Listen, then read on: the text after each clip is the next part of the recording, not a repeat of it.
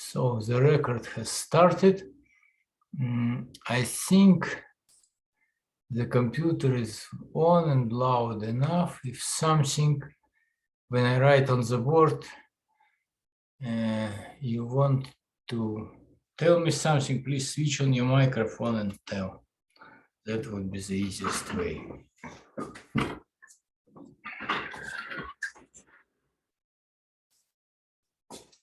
And of course, I need different pencil.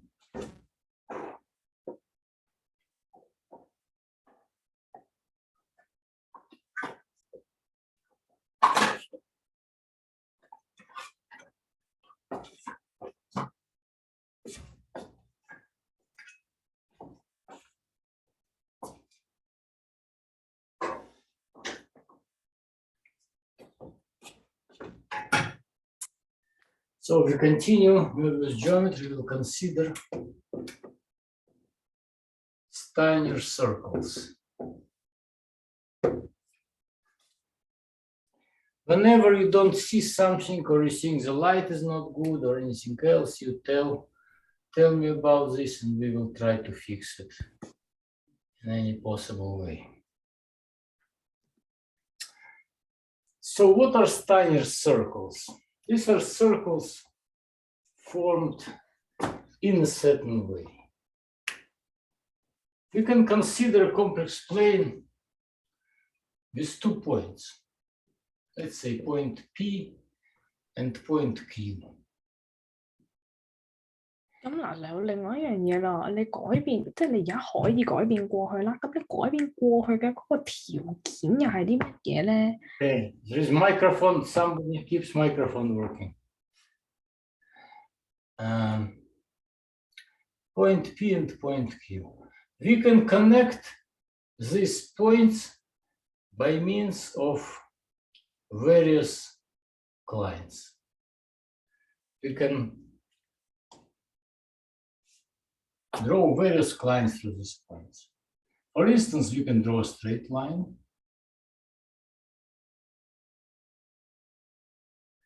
You can draw circles. You know that any circle with a center, any circle passing through points P and Q will have its center on the perpendicular bisector of the line joining P and Q, and so you will have these circles like this, like this, like this, maybe circles bigger radius, this, and so on and so on.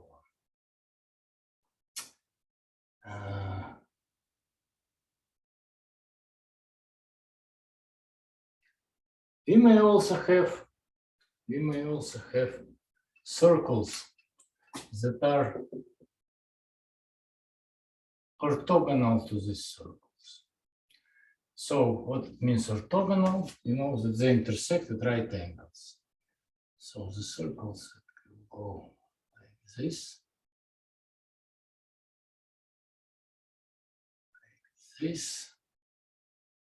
like this. Note that P and Q are not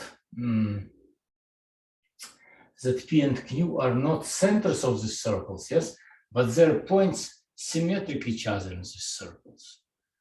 Yes, so I will try to make it more prominent that they're the circles. And actually this line itself, the perpendicular bisector right in the middle between P and Q, is also one of these orthogonal lines. Yes, so we may have lines through points P and Q and orthogonal lines. And now we can do the following. We can perform a Moebius transformation that will move, for instance, P to the origin and Q to the infinity. I want to look at notations in your textbook to see that I will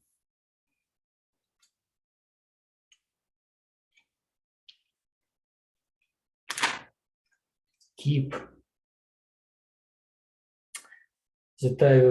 this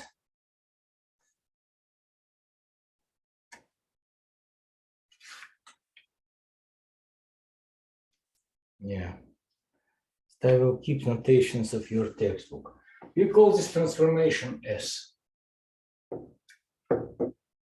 It's a Moebius transformation that moves P to 0 and Q to infinity. What happens then when we perform such a transformation? All the circles that connected P and Q will become straight lines because Q is gone to the infinity, right? So all these lines and circles, so the clines, which we will call Steiner circles of the first kind,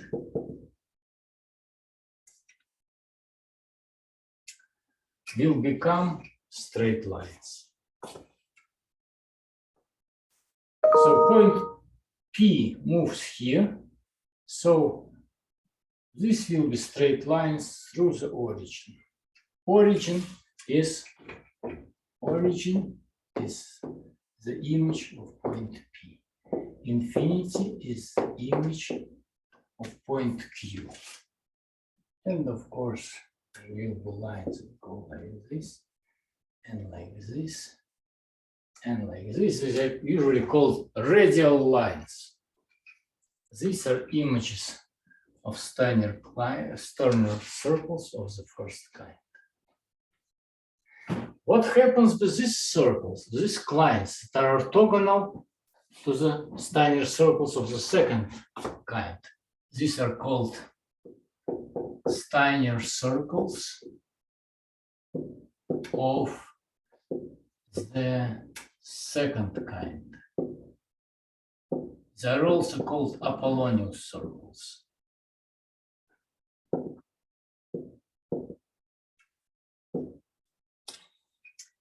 They will stay, you know that the property of being orthogonal is an invariant property, yes? That Moebius transformations preserve angles, and they move cline into cline, and they have the conformality property, angles are preserved. So this will be circles orthogonal to the images of these Steiner circles of the first kind.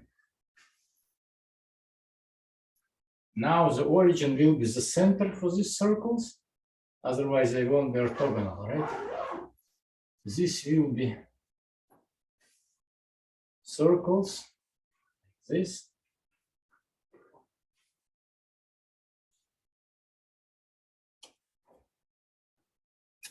The images of the Steiner circles of the second kind. So what is transformation S? What is this transformation S that moves P to the origin and Q to infinity? Now we are proficient at such transformations. We can easily find that SZ will be Z minus P over Z minus Q. That's a Moebius transformation, and it's pretty evident when Z equals to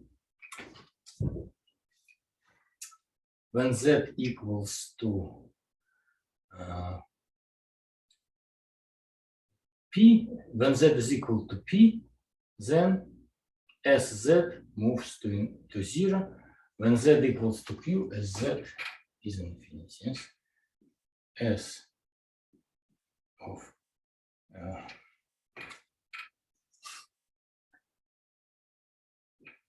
P equals to 0. S of Q is equal to infinity. Just by substitution. F, yeah, just by substitution. What about these lines? These clients will have respectively equations that if the radius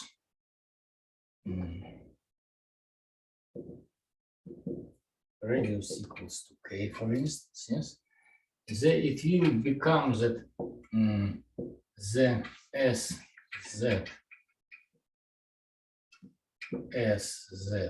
of Z modulus equals to k if the radius of the circle is k, right? Or Z minus P over Z minus Q modulus equals to k. That's what they call equations of Apollonius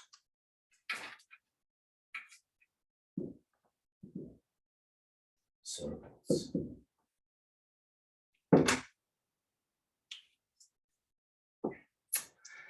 Now we will do the following. I will call this plane as Z plane, our original plane. And this one, I don't want to call it as usually W, because W will be something else in our consideration. And there is a little bit of confusion notations in your textbook.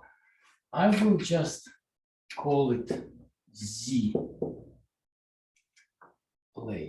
It's kind of auxiliary plane in which we consider our transformations.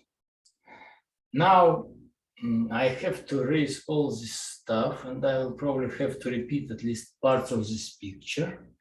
But what I want you to remember from this picture is that we had two systems of clients orthogonal to each other. One system of clients passes through given points P and Q, and the other is system of clients that are orthogonal to these clients, and therefore, according to our results from the end of chapter 5, points P and Q are symmetric to each other in any of these circles. And that's what we proved in the last problems 24, 25 of the previous section. Okay, so I will just remind you. P and Q are symmetric in all, by the say, stronger will sound, every climb orthogonal to the clients of the first kind.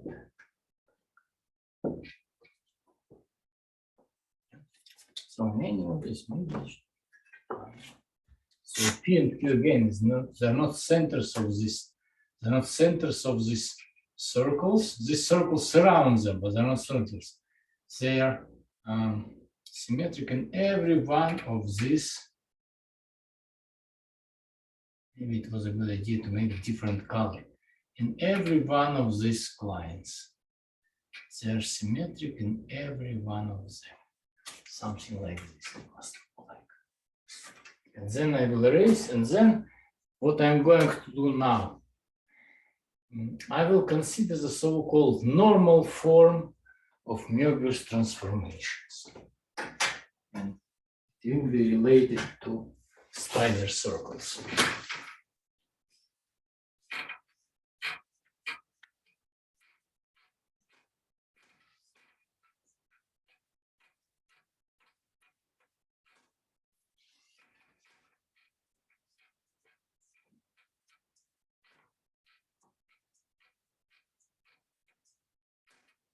So the next thing that we're going to consider,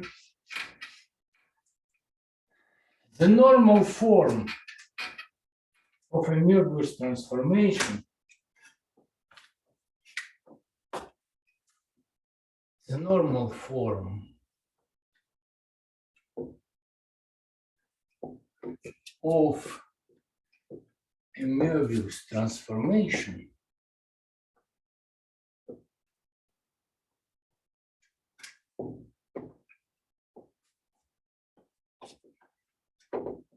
with one or two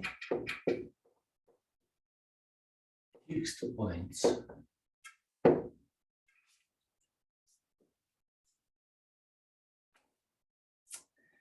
So we have learned that in all non-trivial cases, a Moebius transformation will have one or two fixed points.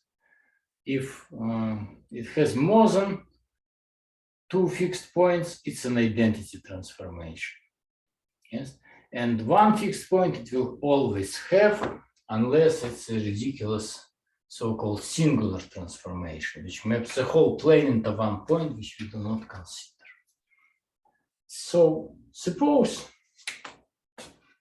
we have a transformation W equals T Z transformation with two fixed points.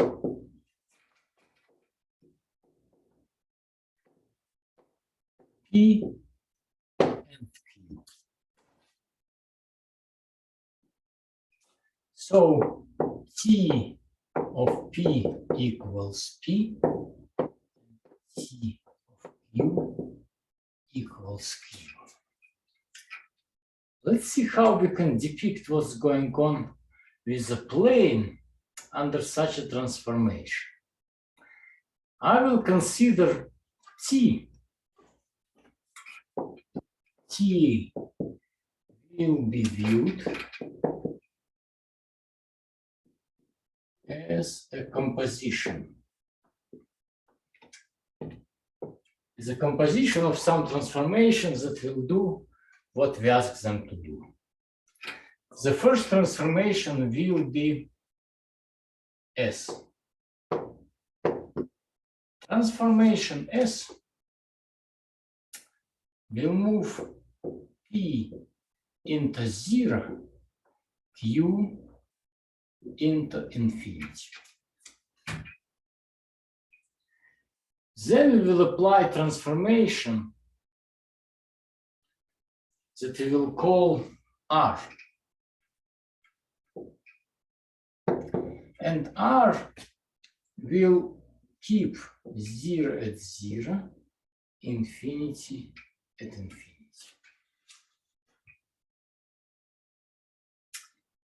And our final product, this is a Z plane. We start with Z plane, yes? And we end up with W plane, where W is T of Z. I can write TZ, but sometimes I just want to emphasize it's variable of Z. Yes? Here, again, because the transformation means P into P, Q into Q, 0 must become again P, and infinity must be again Q. So this must be transformation S again. And W is mapped from Z, yes?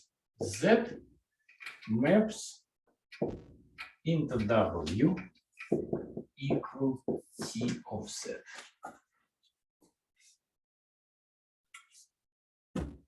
It might be no better my notation. I think I better start my notation also like this. That we have P, it moves into 0, and Q moves to infinity by transformation S.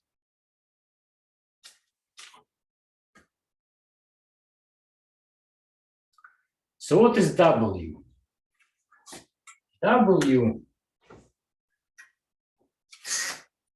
W is obtained by moving from here by means of transformation S minus 1. Here we have transformation R that keeps 0, 0, infinity at infinity. And here we have transformation S. So eventually we can write W equals T of Z will be S minus 1 composed with R, composed with S.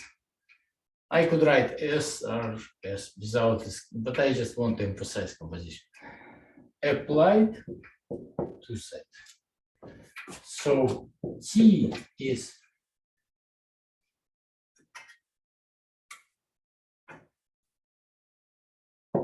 S minus 1 RS. I will also do the following notation, which are slightly different from what they say in your textbook.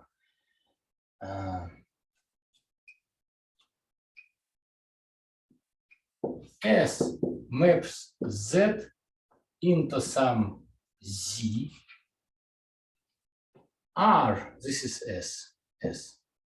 I don't have right like this. S moves Z into some Z, into this plane, which has fixed points at 0 at infinity. Z is moved by transformation R that has fixed points at 0 at infinity, yes?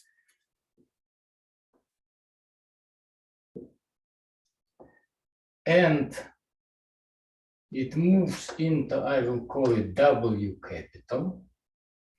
And W capital is moved into W, but transformation S minus 1. I think this is a convenient diagram to remember and keep in mind in all the calculations we are going to do pretty soon. That's how it works, right?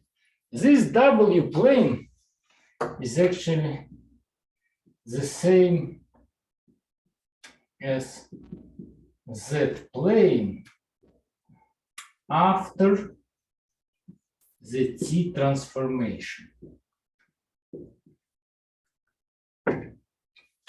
So we have Z original variable, W is the resulting variable, and what happens with the plane as a result of such a transformation.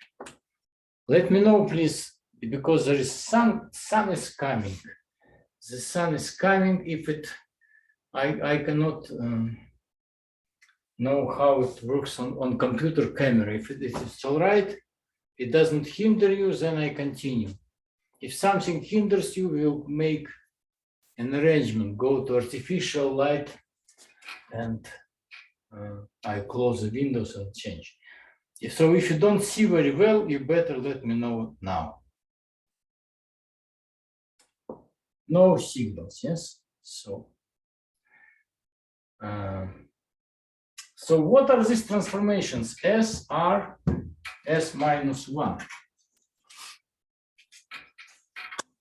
These are transformations that allow us to present the any Moebius transformation with two fixed points. So far we consider two fixed points, P and Q, in so-called normal form.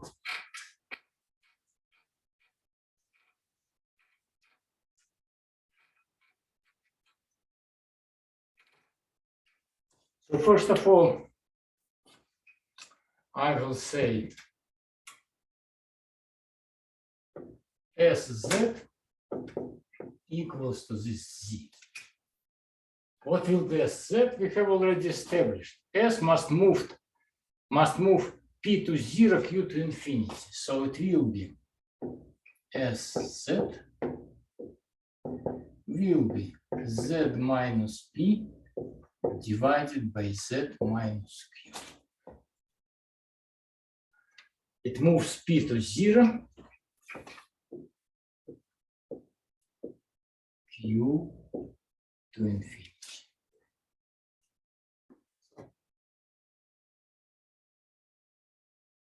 Okay, what's next?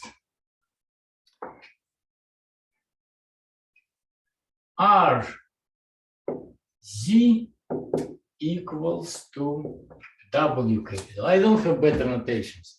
You could use Greek letters, but I already use these notations when considering some examples. I better keep it this way.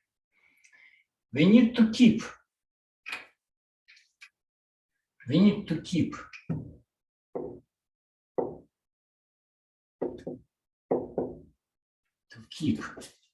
zero to zero, infinity to infinity. So what kind of transformations will do this? I will say RZ equals some factor lambda multiplied by Z, right? This way, R of 0 is 0, R of infinity is infinity.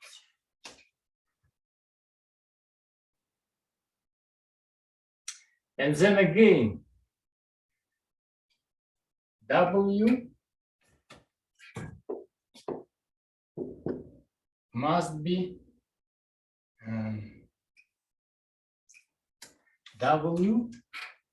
obtained out of W small by transformation S. So it will be W small minus P, W small minus Q. Yes.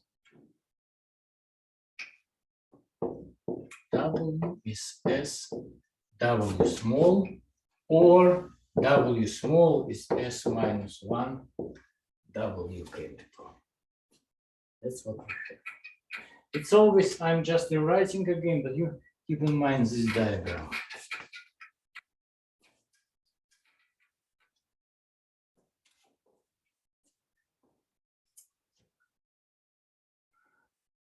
So, if you have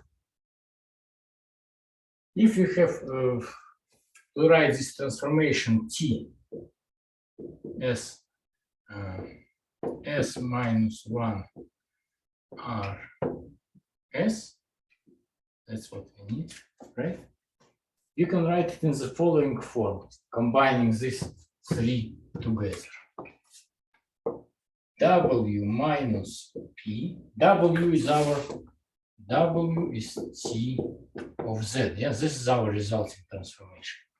W minus P over W minus Q equals lambda, that's the transformation we perform, multiplied by Z minus P over Z minus Q. That's formula 1. It's not 1 for today, but I think it is an important one, and I will double it again on the board, and we will keep it with us forever. So what do we keep with us? That we move, I can write it here, and I will try not to erase it for a while. Z, by means of transformation S, we move into Z. Z, by means of transformation R, we move into W.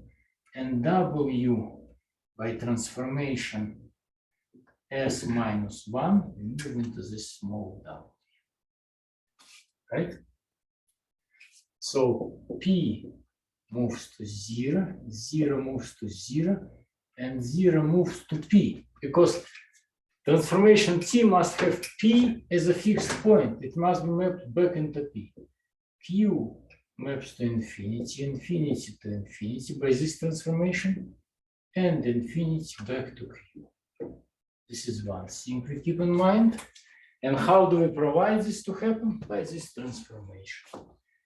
If W is T of Z, then W minus P over W minus Q equals lambda some factor Z minus P over Z minus Q. Now, depending on what is lambda, we can get various types of transformation. They do geometrically different things to the lines in the plane. And that's what we will consider next. So I will say Steiner circles under Moebius transformations. What happens to them?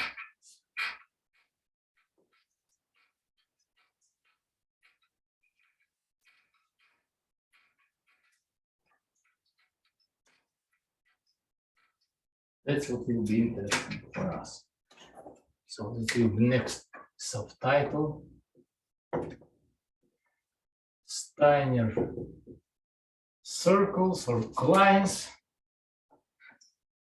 under C. Or the motions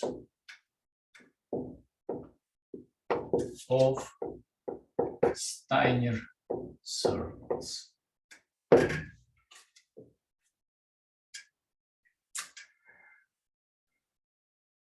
Let's see what happens. Let's recall again. Let's recall again what was happening. Depending on what kind of thing is lambda, we may experience various motions in the complex plane for Steiner lines or Steiner circles. Let's recall again what we started with. Point P, for instance, here, point Q is here, and we have circles connecting them, and the straight line, of course, is one of these circles. Straight line.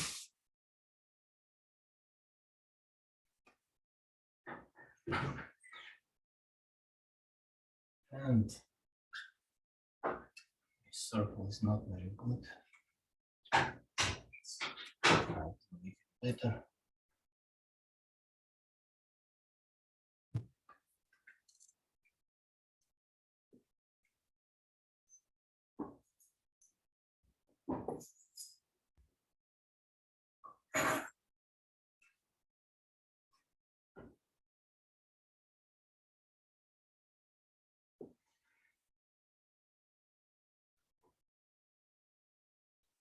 And so on, right?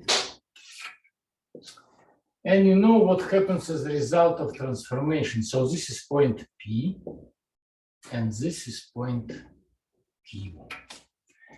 What happens as a result of transformation S?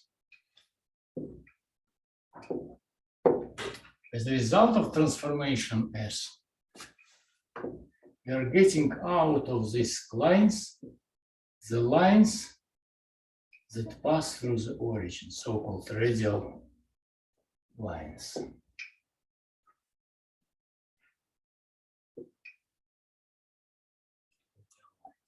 That pass through the origin. Now, we are going to apply, and this plane, we will call ZW plane. Why ZW? Because that's where we will perform the transformation. This we will perform. We will perform here. RZ equals lambda Z. This will be our W capital. What is the motion here? What will happen to this plane under this transformation? It depends on lambda.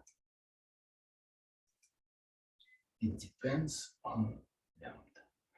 So I will do the following. In addition to these lines, I will draw the orthogonal lines. I'm not sure if you will see well. Tell me if you see well or not.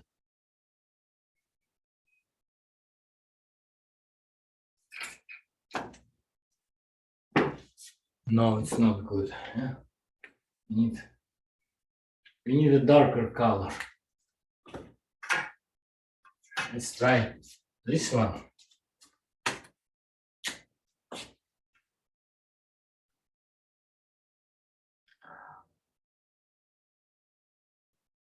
For Apollonius circles, different color.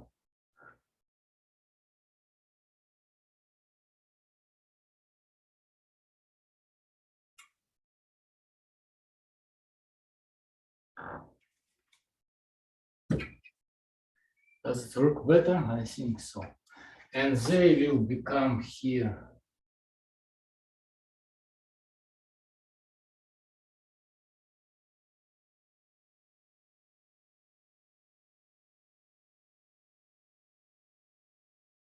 Circles like this.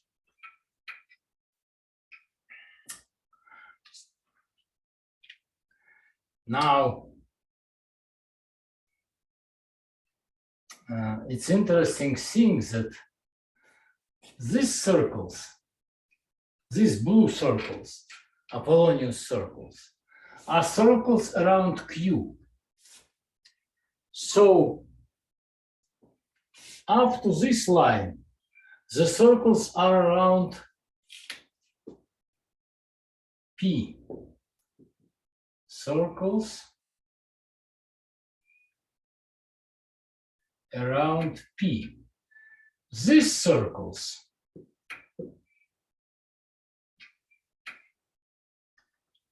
around Q, right? So if for instance, this is the dividing line, yes, in the middle between P and Q, the straight line. Suppose this circle is here. I will mark it by special writing.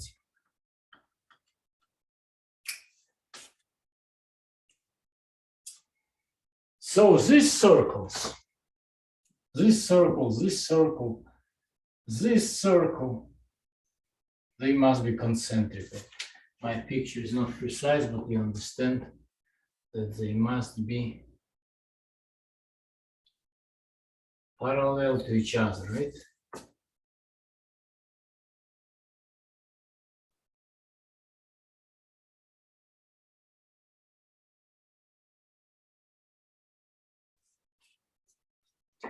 These circles in the interior of this special circle are circles around origin.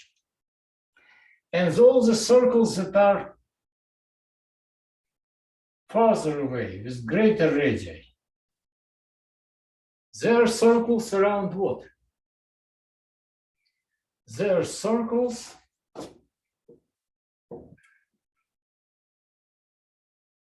around the infinity.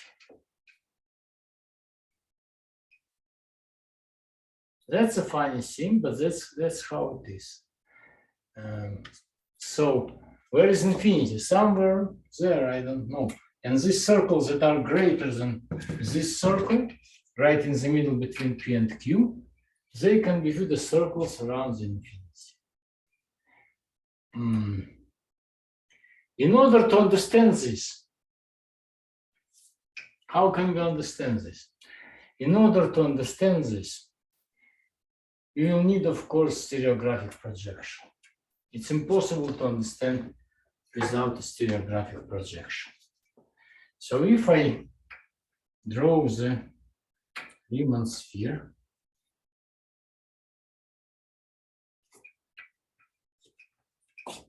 that's the intersection of the Riemann sphere with the complex plane.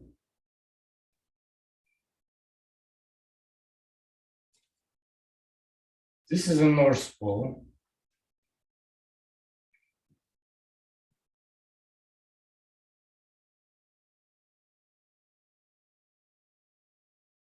Actually, all this must be.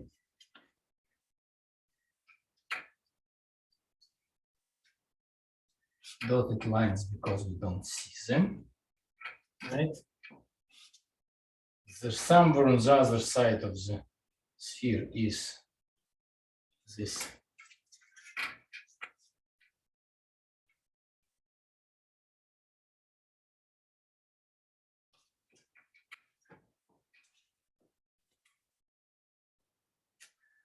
is the South Pole.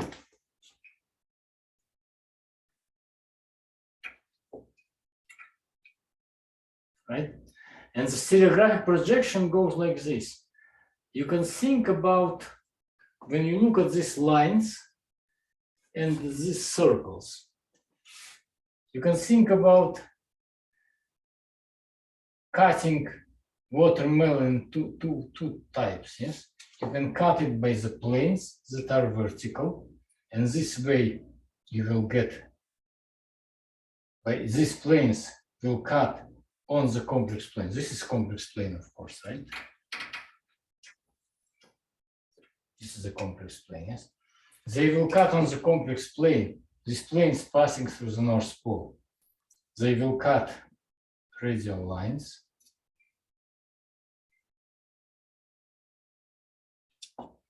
They will cut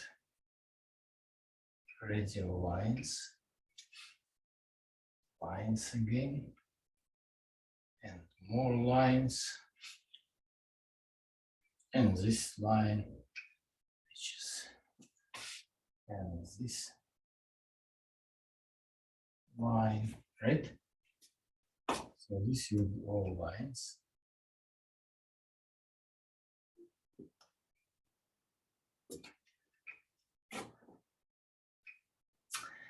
And also you can make cuts of the circles surrounding the North Pole and South Pole, yes? You can draw a circle like this, and then a circle like this, and then a circle like this, and so on, and make stereographic projections of these circles, yes? So stereographic projections of these circles will be circles of radius greater than 1, for instance, on this circle, yes? It will be something, a circle like this. You don't see the other part of the circle, yes? So this will be this black circle around the infinity. This will be circle. Why it is around the infinity? Because it surrounds the North Pole. That's, I will make it black. But there will be other circles as well, yes? There will be circles that you can view that they surround the South Pole.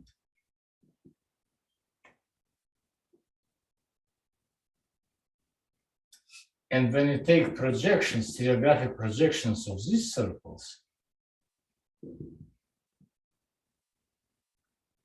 these will be circles of radius smaller than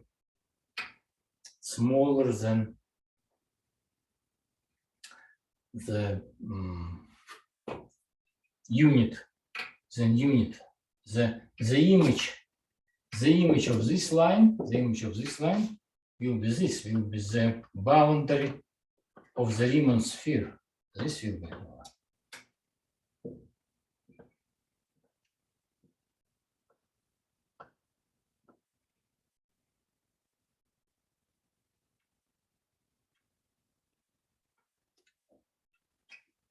This will be the one. Yeah?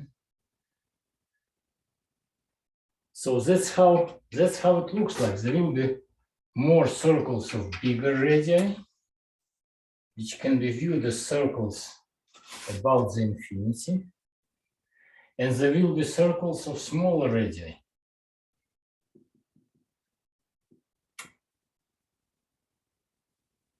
which will be circles obtained by projecting the circle surrounding the South Pole. Yes, go like this.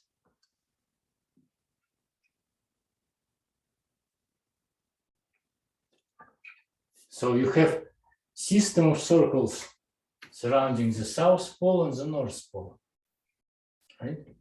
You can always imagine these two types of Steiner circles as two types of cutting a watermelon. You can cut a watermelon by the planes, yeah,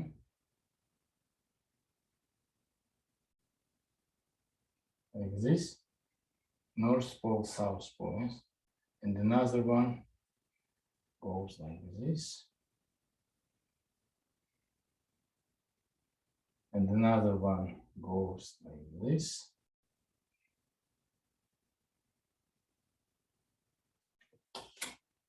And what are the traces? These planes will leave on the complex plane. There will be traces like this. This is the origin. This is complex plane. This will be traces. Or you can cut watermelon. Some people prefer it this way.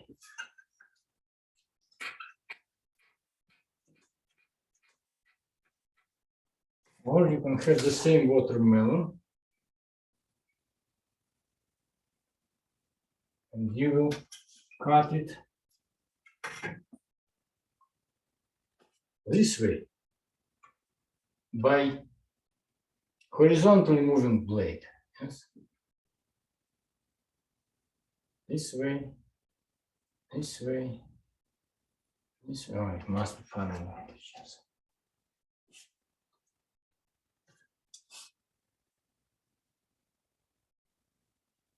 And so on. And again, it goes around here. Yes, it goes this way, this way.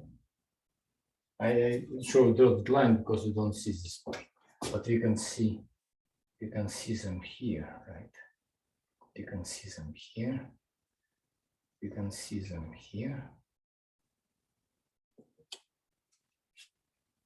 Okay, and when you consider stereographic projections of these circles, these will be Steiner circles of the second kind. This one, this one, this one, this one, yes, and starting with certain radius, with the radius of the Riemann sphere, they will be viewed as the circles around this North Pole, so around infinity.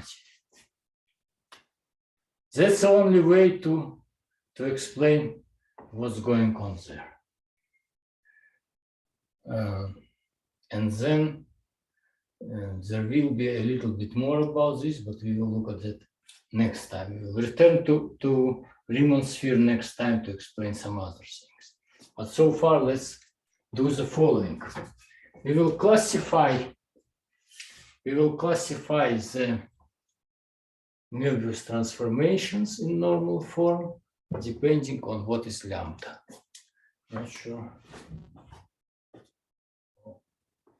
I have too much time, but we still have some. So I won't erase this picture, but I will erase these pictures. I cannot keep all the pictures here, and I will try to write here.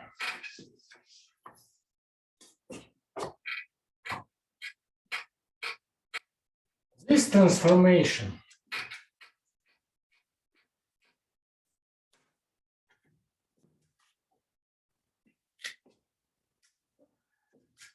W capital equals lambda Z capital is a very simple transformation.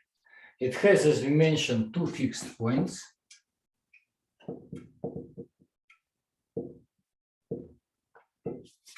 Zero goes into zero, infinity goes into infinity. What else about this transformation? If the modulus of z, modulus of lambda, is equal to 1, or in other words, lambda equals e to the power I theta, it is a rotation. We call this formula 1. Why won't I call this formula number 2? Then 2 is a rotation, right? What happens as a result of rotation? I still believe I have to repeat this picture, and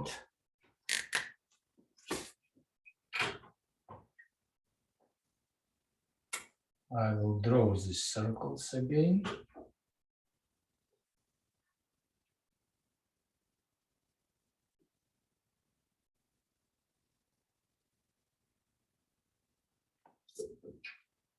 Excuse me, the shape of the circle is not very convenient to draw here.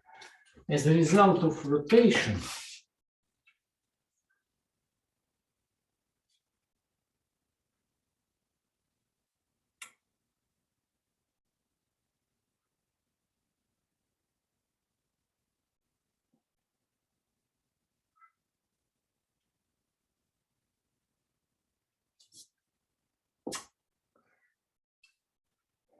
the lines go into other lines along the circles, right?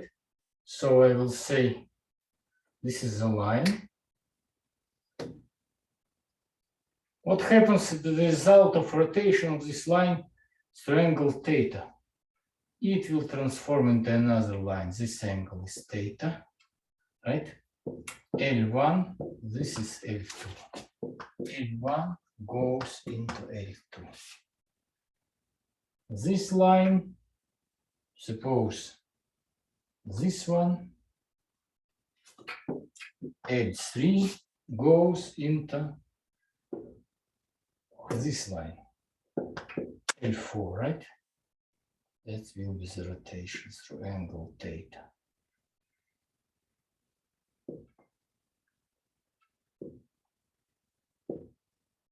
The rotation goes along the circles, these circles. The rotation goes along the circles. Okay. This line, for instance, goes into a longer circle. Yes?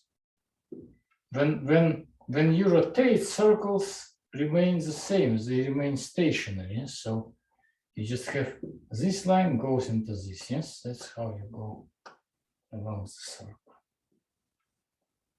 And on the lower part, this line goes into this.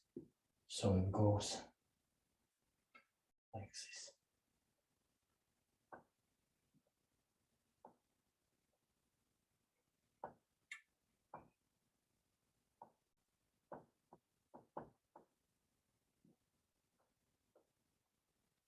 So it goes as a rotation.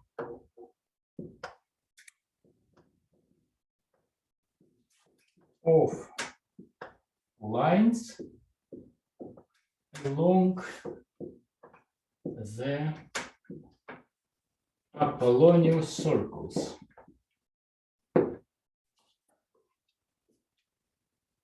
That what happens in the ZW plane, yes? ZW plane. What happens in this plane when we return back? In this plane, lines remain, circles remain unchanged. So these circles remain unchanged. But lines, what are lines? These black circles, the Steiner circle first kind, move one into another by means of along the circle. So for instance, this circle may transform into this circle, right? Again, I will look at this circle and this circle. In the upper half plane, it will go this small circle into this bigger circle, yes? So it will go like this, whereas this bigger circle is here. Op. Like this. I think I will need another picture. I will need another bigger picture, and then you will see it really well.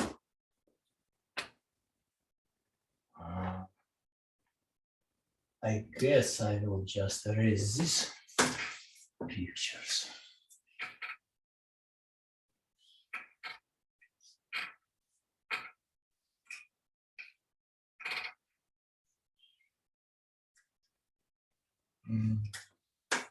I will erase everything I can. I just leave this one.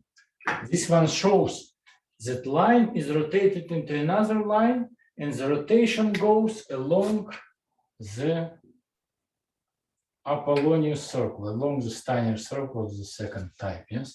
So when we come back to this plane, this is P, this is Q.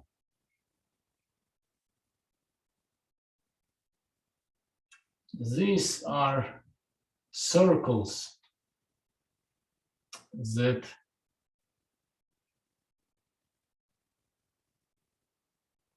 these are circles which are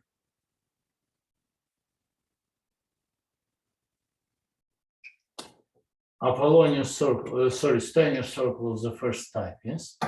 And these are surrounding them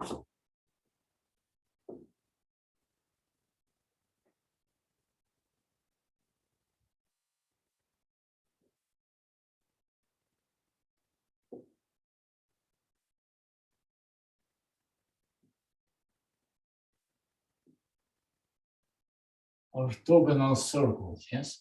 So what happens as a result of such a transformation, when lambda equals e to the power I theta, we call such transformations elliptic.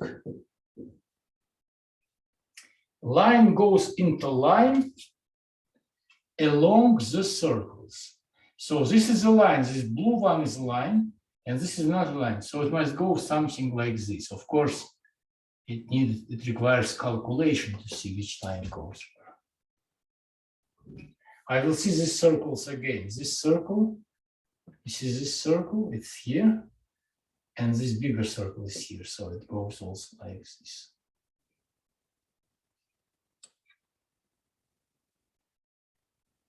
This circle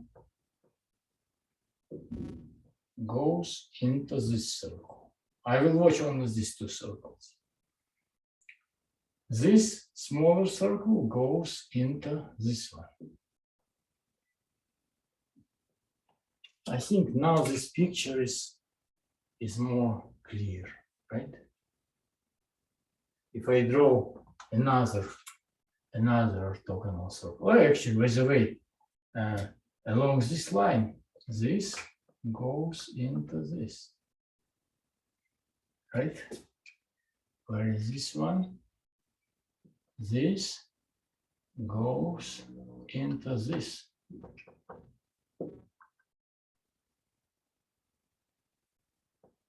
So you can see a few examples of particular circles going into different Steiner circles of the first kind. Yeah. So first kind circle into first kind circle. Rotation through angle theta. So this is a picture in ZW small plane, the picture of T transformation. So this is T transformation of elliptic type. The picture in this plane is intermediate picture, we omitted it, yes, and we see what happens with circles in the, and we see what happens with circles in the original plane, what happens as a result of T transformation. The other type that I still want to consider today, I hope there is okay. I don't see. No, there is a question. I ask you to speak. So far, so good. Thank you, John. Yeah. If not good, you tell in the microphone because I don't see this. Now, what happens if lambda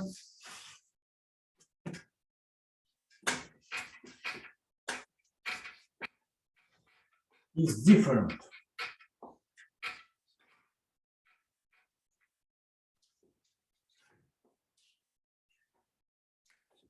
So the second situation, modulus lambda is not 1. If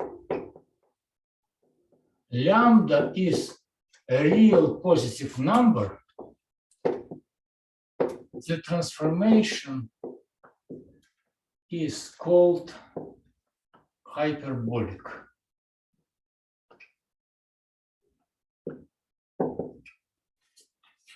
And if lambda is some real number, let's say k e to the power I theta, the transformation is called loxodromic. And I will postpone loxodromic for a while, and I will look at a hyperbolic transformation. So, hyperbolic. So what is this transformation in the ZW capital plane?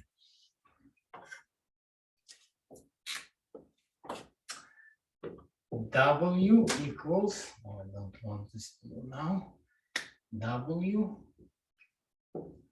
equals lambda Z. Lambda is a real positive number. It's a homothety.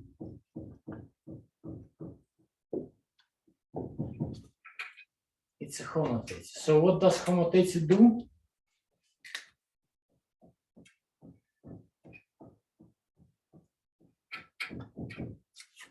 It's not good. Let me try red one. Let me try red. I think it's more visible.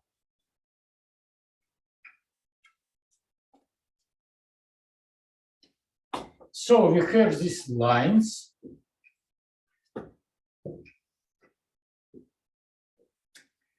And we have circles surrounding them, orthogonal to them circles, which are at constant distance from the origin.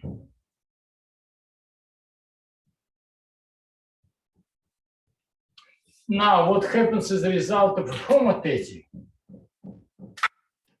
The distance from the origin increases. So we move from this circle, for instance, to this circle. Suppose the lambda equals 2. So this circle has twice as big radius. Imagine lambda equals 2, right? So this circle will move into this circle. This circle will move into this circle, along the radii, of course, because how the radii increase along the radial lines, yes? So the circle is becoming twice as far away. I will show here, for instance, if this point is x, this will be 2x, right? That's how it is. What happens in the plane, in the original plane? I have to draw again P and Q. They're connected by a line, by a circle, by another circle.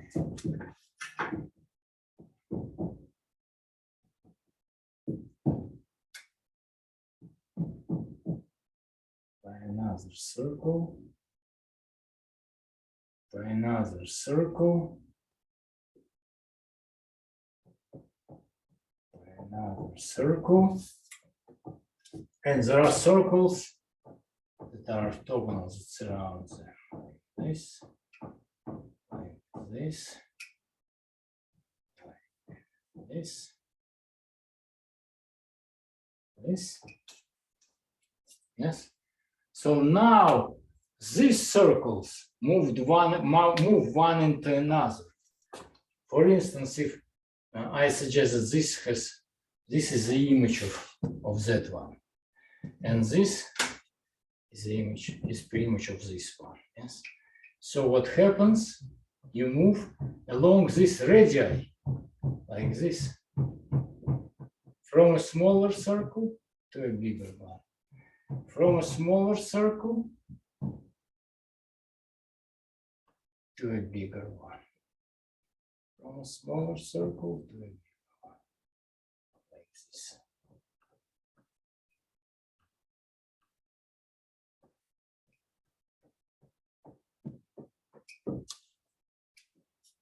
And of course, it will be true. The motion is performed for all the circles. Yes? So for instance, there will be this line in between. Yeah? So some circles will move into this line. This one, for instance. Oh, sorry. The line, probably it will be the other way because we are increasing the radius. We are increasing. Yeah, it will be the other way. You see, my picture is not accurate. My picture is not accurate. It will be the other way around because these are here. We are moving around the point that surrounds infinity. So when we increase the radius of the circles, we must get closer to infinity. So it will go like this. On this part, it will go like this, because we are from this point that used to be the origin, we are running further away, we are increasing radius, yes? And when we move here, we move closer to infinity. You know, starting from some circle, we will be moving closer to infinity, yes? It will go like this. Go like this around some other circle. Go this and so on. And in order to see, to make precise picture how it goes, we will need to consider specific problems, and then we will draw more precise pictures. And in order to do this, I will have to consider a few examples, and then I will give you the assignment that will be you will consider one of these problems a specific situation. You will classify the transformation as hyperbolic or elliptic, or we will also consider parabolic. No loxodromic because it will be virtually impossible to draw. And this will be one of your, this will be a quiz number 5. The assignments that you will do, you will have, I will say, a week for it. It will not, you don't need a week, you will need maybe 2 hours, but before you do it in 2 hours, you will need to consider a few examples. I will need to consider it to make another lecture, and then I will provide you with solutions of a few problems, including your home assignments and some other problems. Then you will have at least 3-4 examples. After that, you can start doing this problem, and I will send you this problem and post it on Blackboard. So our next meeting will be on, I hope, in class on next Tuesday. More figures in Blackboard. Yeah, I will post, certainly, I will post some solutions, some detailed solutions, and I will record at least one lecture where I explain a particular solution of something like we did today. And I will post solutions to your home assignments and maybe a few more problems. All right, so see you. I kept you too long again. But I think you needed this explanation because in the textbook it's not very well explained, and the notations are a little bit confusing. Now I hope you understand better, unless I confused even more.